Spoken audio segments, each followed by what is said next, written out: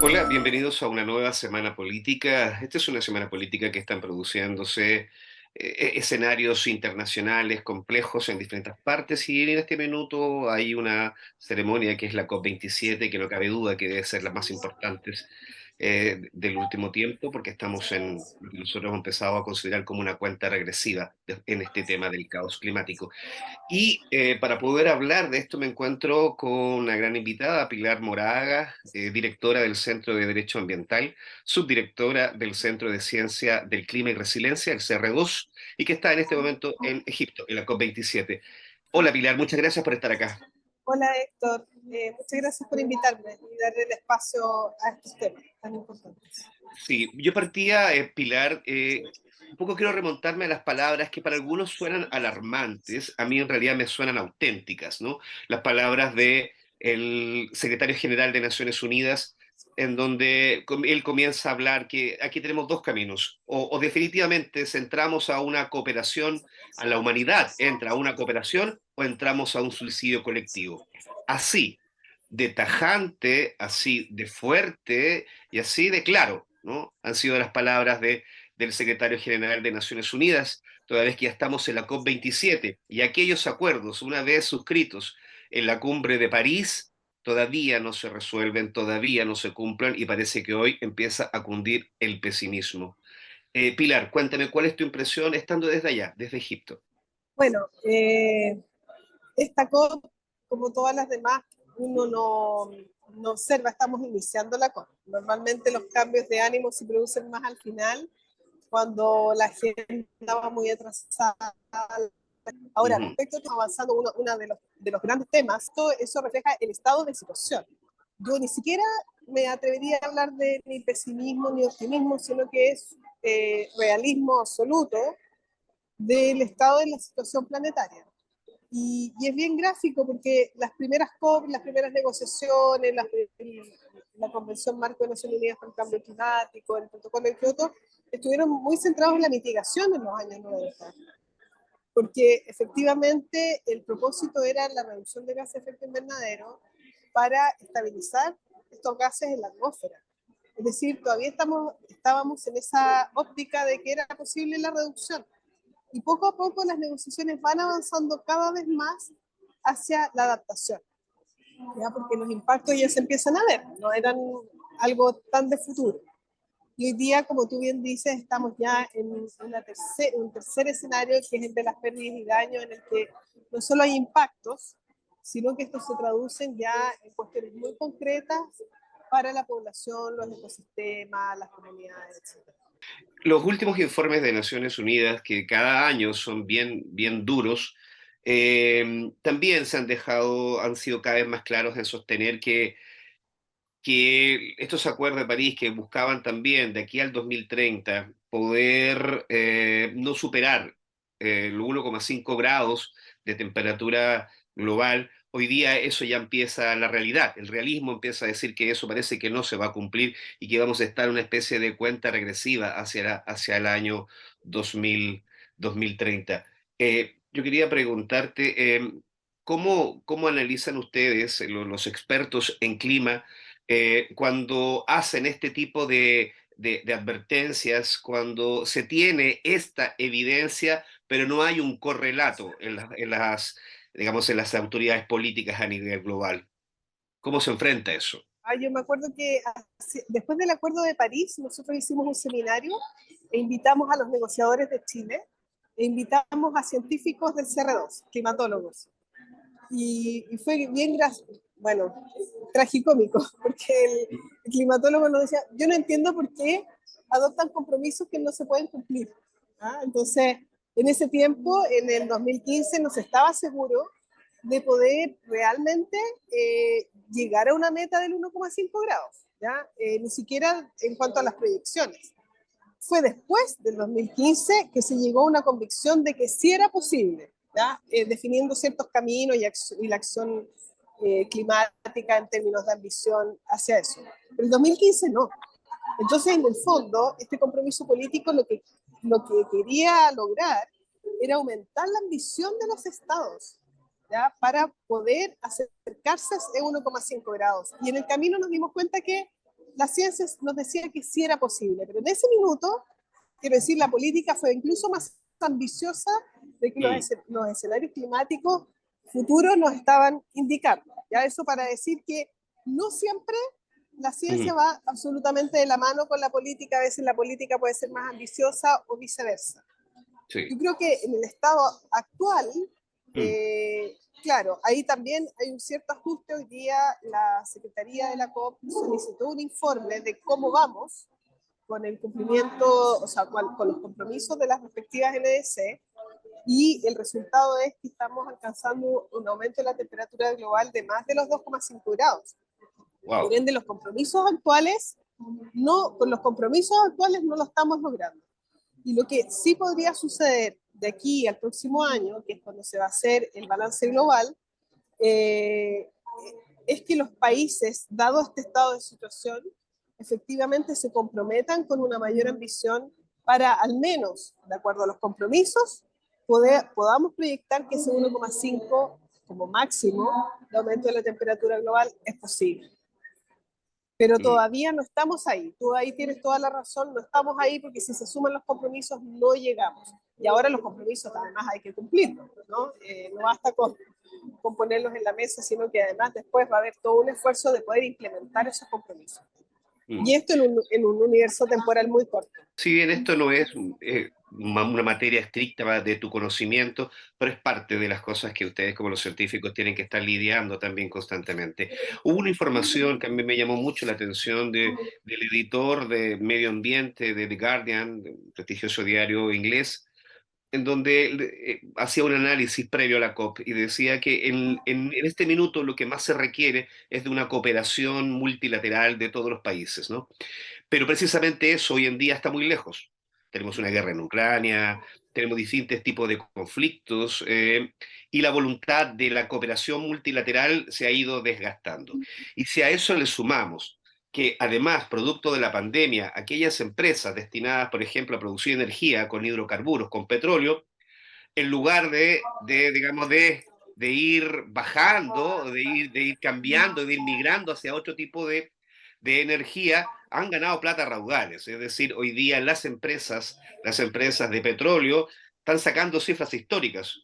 Y uno se consulta, bueno, cuál es el incentivo, ¿no? De que aquellas empresas que producen, que tienen como consecuencia producir muchos gases de efecto invernadero, hoy día le está yendo muy bien, están ganando mucha plata.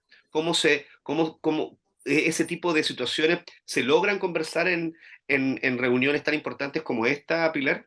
A propósito de este informe que yo mencionaba anteriormente, los compromisos de las NDC, yo diría que prácticamente un tercio o sea, hoy día el 90% de las emisiones de gases de efecto invernadero son objeto de una meta de estado de carbono neutralidad hacia el 2050.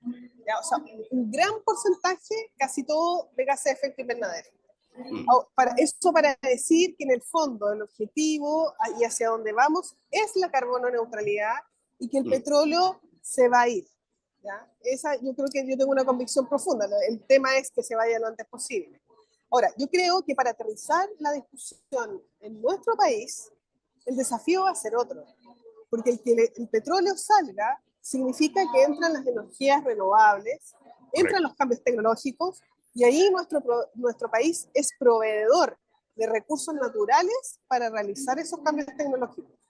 Es decir, va a haber mayor presión para el litio, para el cobre, para el hidrógeno. Por lo tanto, creo que eso representa para nuestro país un desafío enorme de cómo vamos a responder ante esa presión que van a empezar a efectuar los países desarrollados específicamente.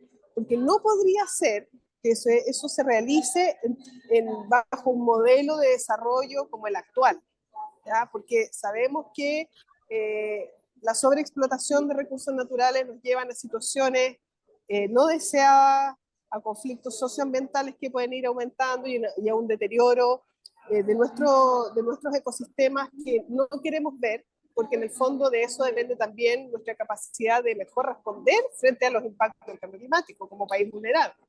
Entonces, yo creo que hoy día la discusión para Chile tiene que actualizarse un poco en ese sentido, en que vamos a enfrentar desafíos que no hemos visto hasta ahora. Sabemos que la explotación de recursos naturales en nuestro país es fuente de conflicto, Sí, es claro. fuente de pobreza, es fuente de profundización de los efectos del cambio climático, porque toda esa explotación de recursos naturales requiere agua, por ejemplo. ¿Ya? Produce niveles de contaminación en los territorios. Entonces, el desafío, además de esta presión que es muy fuerte, respecto de un país que todavía no elabora una estrategia en estas materias y una política pública que responda, creo que es un caldo de cultivo. Y creo que todavía no es tarde para pensar esos desafíos en términos estratégicos y no caer en lo que ya conocemos, ¿no? En la alta conflictividad socioambiental, en lo que pasó en el principio del 2010 con los proyectos energéticos, que, bueno, sabemos todo lo que ha sucedido en nuestro país. Entonces, es una oportunidad, creo yo, para justamente definir cuál es el modelo de desarrollo que viene. Porque no es posible pensar en una economía baja en carbono con un modelo de desarrollo como es el que hemos tenido. Como para ir cerrando también, y en virtud también de los tiempos y imagino que también de las reuniones que tienes que tener, cuando hablamos también de pérdidas y daños, estamos hablando de un factor económico, que es cuando los países ya se sientan a conversar de quién va a pagar la cuenta. Y en este caso, los que estarían tan citados a pagar la cuenta son aquellas grandes economías que contaminan más, pagarle a aquellos países, digamos, más pobres que están padeciendo más gravemente los efectos del cambio climático. La discusión de plata nunca es fácil. Me imagino que a nivel global y sobre estas materias tampoco. ¿Cómo se aprecia esta discusión? Es complejo porque por ahí escuchaba al presidente francés que decía que ellos estaban emitiendo menos de 1% al año, un poco para bajar el nivel de responsabilidad actual, ¿no? Y por Mm, supuesto entrar a negociar las platas. Y claro, se omite la responsabilidad histórica, ¿no? De este claro. país en las emisiones. Entonces, claro, es una cuestión compleja porque ¿con qué criterios se va a definir ese financiamiento? Hoy día leía que también esto se justifica en virtud del principio del que contamina paga y eso es súper complicado. Es como complicado llevar las pérdidas y daños a un tema puramente económico, porque sabemos que no solo son pérdidas materiales, son pérdidas de vidas humanas, de ecosistemas, de modos de vida, de calidades de vida. Entonces, pero bueno, hoy día eso se traduce, como tú bien lo dices, en financiamiento. Sí, que tenemos todo el problema, porque me dices tú, porque por eso no paga la catástrofe, pero además nadie quiere negociar plata. Si en un mundo global que viene saliendo de una pandemia, que está en recesión, que tiene una guerra, que se está amenazando con armas nucleares, con países como Estados Unidos viviendo polarizaciones políticas extremas, al igual que en Brasil, estamos en una situación global en donde mucho la solidaridad no es algo que se respire, que esté muy presente. ¿En qué momento Así se va es, a discutir, en qué así momento se va a es. discutir eso ahí en la COP? No sé, bueno, no se discute mucho, el financiamiento está en la agenda, o sea, es parte de toda la negociación durante toda la COP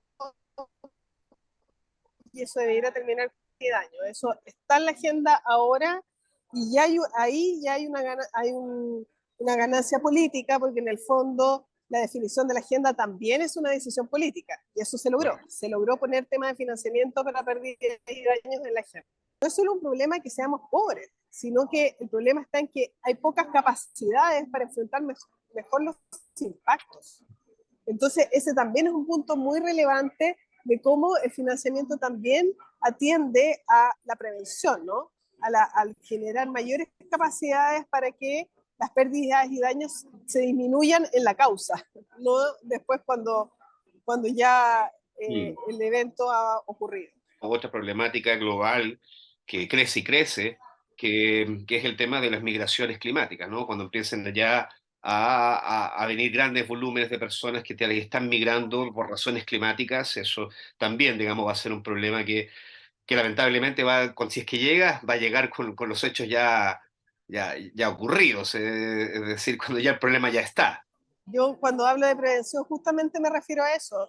Hoy día, por supuesto, que ya podríamos empezar a proyectar cuál es el futuro en esa materia, sobre todo en Latinoamérica y Chile es un país privilegiado para recibir a migrantes en este asunto por temas climáticos. Entonces, ¿cuáles son las proyecciones climáticas? ¿Cuáles son los impactos que se proyectan en la región? ¿Podríamos desde ya, por qué no, empezar a pensar en esos mapas de migraciones en Latinoamérica Sí. y empezar a conversar y tener estrategia en la materia? Yo creo que sí, yo creo que es posible y es necesario hoy día ya empezar a proyectarse en esos problemas y desafíos que vienen. Bueno, quisiera darte las gracias por este tiempo, haber contactado con nosotros acá en la Semana Política del Mostrador, Pilar, y vamos a estar, bueno, muy, muy atentos a los alcances, a los logros, y como dices tú también, más allá de las grandes decisiones a nivel global, hay decisiones importantes que tomar en el país, hay tiempo todavía para tomarlas algunas, y ojalá que digamos que esto también sirva de experiencia para que ese tipo de decisiones efectivamente se empiecen a dar. Excelente, muchas gracias Héctor por la conversación y que les vaya muy bien. Igualmente, que estés muy bien.